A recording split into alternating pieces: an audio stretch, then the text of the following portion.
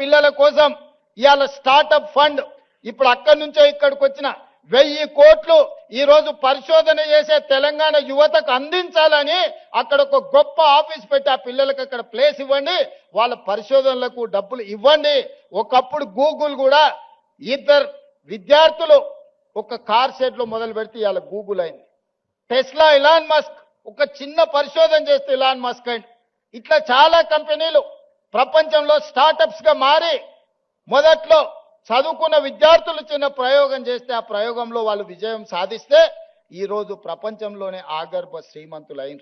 అందుకే ఇవాళ తెలంగాణ ప్రాంతంలో ఉన్న నైపుణ్యాన్ని వెలికి తీయాలని 1000 కోట్ల కార్పస్ ఫండ్ ఈ రోజు ప్రభుత్వ పరంగా నేను కేటాయించి మా తెలంగాణ పిల్లలు పరిశోధన చేస్తే ఒక్క రూపాయి కూడా పరిశోధనలో ఇబ్బంది పడొద్దు, వాళ్ళు రాణించాలి, వాళ్ళు బిలియనీర్స్ కావాలి, గ్రామీణ ప్రాంతంలో నుంచి ప్రపంచంతో పోటీ పడాలని 1000 కోట్లు అక్కడ కూడా పరిశోధనల కోసం కేటాయించి ఇంకొక 1000 కోట్లు జీవో తీసుకొని ఈరోజు ఉస్మానియా యూనివర్సిటీకి వచ్చిన.